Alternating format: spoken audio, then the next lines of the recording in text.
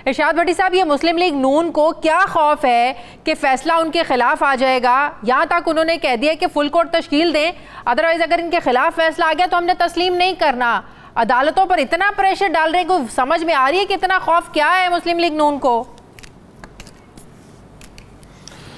खौफ तो आपको बाज़ाहिर से नज़र आता है ना कि खौफ है पंजाब हुकूमत, पंजाब मतलब आधा पाकिस्तान।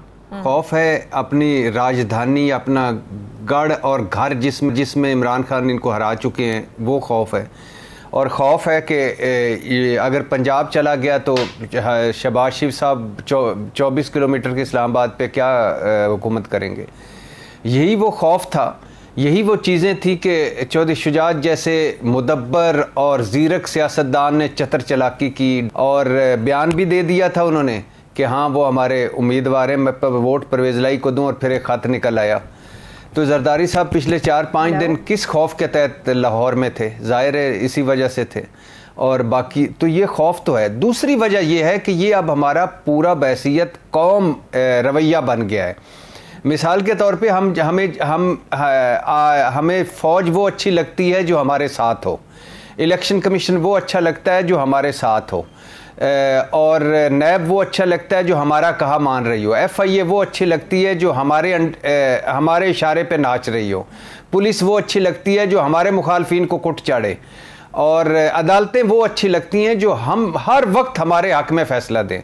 आप अंदाज़ा करें इस बात से कि फ़ाइज़ ईसा साहब पे रेफरेंस हुआ, उसका फ़ैसला आया जिस पे मुझे तो बहुत तहफ़्फ़ुज़ात हैं कि बसद अदब क्यों किसी जज से नहीं पूछा जा सकता उनके बीवी बच्चों का, अगर हर कोई जवाब दे है तो वो क्यों नहीं। और क्या इसमें क़यामत आ गई थी कि हमारे रोशन ख्यालों ने सर पे एक बंदे ही रह गए, एक जज ही हमारे मुल्क में रह गए, बाकी सारे कोई नहीं। बसद तो जब वो फ़ैसला आया उनके हक़ में तो नवाज शरीफ साहब ने जो हमारे यहाँ हमारे कानून के मुताबिक मुजरम हैं, इश्तिहारी हैं और नाहल हैं, उन्होंने लंदन से ट्वीट ठोका कि ताज़ा हवा का झोंका है ये। हाँ, हाँ। और बिलावल साहब ने तो हद्दी सारी चीज़ें ही क्रॉस कर दी कि ये एक ही तो डेमोक्रेट जज थे। मेरे लिए तो सारी सुप्रीम कोर्ट काबिल एहतराम है, सारे जज काबिल एहतराम है। तो ये तकसीम भला क्यों होती है? ये तकसीम होती है कि जो आपको सूट कर रही हो जज साहबान या अदालतें,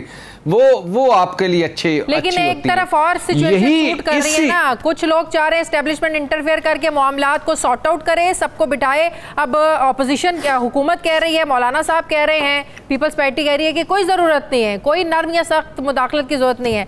मतलब कि आपका नज़रिया ज़रूरत हो, आपको ज़रूरत हो इस्टेब्लिशमेंट की इंटरफेरेंस को आप वेलकम करते हैं, लेकिन जब आप समझें कि अगर इस्टेब्लिशमेंट आ जाए, इंतखाबात का ऐलान हो जाए, लेकिन हवा आपके हक में नहीं है, तो इस्टेब्लिशमेंट की जो मुदाखलत है वो आपको कबूल नहीं है। ये भी एक रवैया आजकल बड़ा चल रहा है। मैं कहता हूं शाजिया, माजरत के साथ ये पार्लिमानी निज़ाम नाकाम हो गया है, ये एक्सपोज्ड हो गए हैं, ये जाली डब्बा बंद 2 नंबर जमहूरियत एक्सपोज्ड हो गई है। ये हर चौथे मोड़ पर एक्सपोज होते हैं। खुदा के लिए अल्लाह के नाम पे इस मुल्क को बचा लो इन जाली जमूरों से और इस जाली डब्बा बंद जमहूरियत से।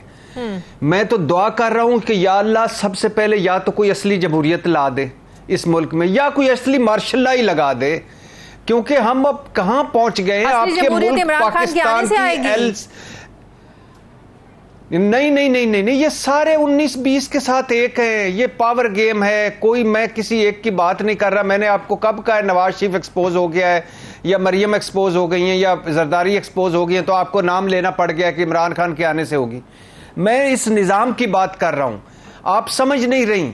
हम ब्लेस्ड लोग हैं, मैं कैमरे की इस तरफ बैठा हूँ, आप उस तरफ बैठी, आप सवाल पूछ रहे हैं, मैं जवाब पूछ रहा हूँ। दोनों के घरों में सब कुछ मौजूद है, बिजली भी है, गैस भी है, हम अफोर्ड भी अभी तक कर पा रहे हैं। गो के थोड़ा सा सख्त हो गया है लेकिन अफोर्ड कर पा रहे हैं। जो मर्जी की ब्राउन ब्रेड खानी हो, जौ की रोटी खानी हो, या नहीं मुझे नहीं सरसों के तेल में पका दो, नहीं आज थोड़ा सा देसी, आज ऑयली ऑयल, हम अफोर्ड कर रहे हैं। खुदा के लिए ये मुल्क डिफॉल्ट के किनारे पे पहुंचा हुआ है। 12-14 करोड़ लोगों को 2 वक्त की रोटी खाना मुश्किल हो गया है। और इनके चौंचले देखो, एक ट्विटर मिला हुआ है, उधर से वो ट्वीट करती हैं, इधर से वो ट्वीट करती है, उधर इफ्तिखार चौधरी साहब अच्छे थे, साकिब निसार बुरे लग गए, जस्टिस कयूम अच्छा था, जस्टिस बंदयाल साहब बुरे लग गए। क्यों बुरे लगे हैं? इसलिए लगे हैं कि भाईजान ये फैसला अगेंस्ट आ सकता है। एक छोटा सा सवाल पूछूं अगर मैं आपसे, पंजाब का जो इस वक्त सियासी बहरान है, क्या इसके सारे जिम्मेदार चौधरी शुजात हैं? चौधरी बरादरान की खानदानी लड़ाई है अल्हम्दुलिल्लाह से नहीं, ओनली चौधरी शुजात, ओनली चौधरी शुजात। इस उनका नाम सुनहरी हरूफ से लिखा जाएगा। चौधरी, मुझे कोई एतराज नहीं है। चौधरी शुजात सब पहले दिन फैसला करते, वो पार्टी हेड थे, 10 बंदे उनके थे कि हमने नहीं जाना, हमने हमजा को वोट देना है। लेकिन वो होता है ना, दिखाना सज्जी मारना खब्बी, और वो भी यानी आपका बंदा, अल्लाह उनको सेहत दे, लंबी जिंदगी दे। किस हालत में है? इमरान खान से मिलने के लिए परवेज लाई बनी गाला चले गए, जरदारी साहब से दुआएं खैर करके मिठाइयां खा के, तभी इन्हें स्टैंड ले लेना चाहिए था चौधरी शुजात साहब को। इतना इंतजार करना ही नहीं चाहिए था, तब खुलकर सामने आ जाते। नहीं, उस वक्त स्टैंड ले लेते। हाँ। उस वक्त पार्टी से निकाल देते। ये 3-4 दिन पहले उन्होंने कहा परवेज लाई हमारा मुश्तरका उम्मीदवार है और परवेज लाई के अलावा किसी को वोट नहीं देने हमने। हाँ।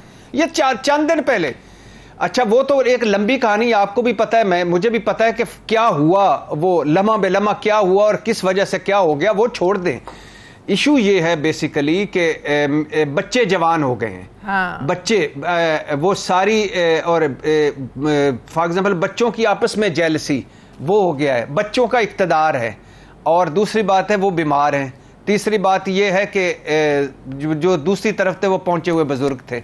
लेकिन मैं इन सारी बातों से निकलना चाहता हूं, पंजाब से, चौधरी शुजात से, मरकज से, अदालत से। मैं आज एक अनपॉपुलर सी बात करना चाहता हूं। खुदा के लिए, अल्लाह के नाम पे, ये सारे इदारे, सारी जमातें एक जगह पे आ जाएं। ये मुल्क है तो ये सारे हैं, ये सारे जो चौधरी हैं, ये मुल्क है तो है, इसके अलावा कुछ भी नहीं है। एस्टेब्लिशमेंट का सही फैसला है कि सॉफ्ट इंटरफेरेंस की जाए। एटलीस्ट पाकिस्तान के जो मसाइल हैं, मौशी मसाइल हैं, इन पर तो आप लोग इकट्ठे बैठ जाएं, इलेक्शंस करा लें, उसके बाद साफ शफाफ मैंडेट जिसको मिले वो हुकूमत करे। लेकिन क्या करें, इमरान खान साहब भी ना जरदारी साहब के साथ बैठने को तैयार है, ना शहबाज शरीफ के साथ बैठने को तैयार है। शर्त उनकी एक ही है, पहले आप इलेक्शंस की डेट का ऐलान करें, फिर हम किसी के साथ बैठेंगे। लेकिन उधर मौलाना आप कह रहे हैं हमने नहीं बैठना, पीपल्स पार्टी कह रही है हमने नहीं बैठना। यानी इनकी हैसियत क्या है, औकात क्या है, ये कल तक क्या थे मुझे समझ नहीं आती, आज क्या बन गए हैं। खुदा की कसम, पता नहीं, मुल्क छोटा हो गया, ये बड़े हो गए। बिल्कुल सही फैसला है, अदलिया कर ले, फौज कर ले, सही है, कोई इदारा का लगो कि हमने अल्लाह के फजलो करम से, जिसमें हमारा मीडिया का बहुत बड़ा किरदार है, मुझ समेत हम सारों का बहुत बड़ा किरदार, हमने किसी को इस काबिल नहीं रहने दिया कि वो थोड़ा सा बड़ा लगे, बाइज्जत लगे, या कोई इस तरह का लगे कि वो सारों को इकट्ठा करते। हमने हर एक को अकेला अकेला करके मारा है, और ऐसा उसको मुतनाज़ किया है कि वो घर बैठ के सोच रहा है मेरा क्या कसूर था।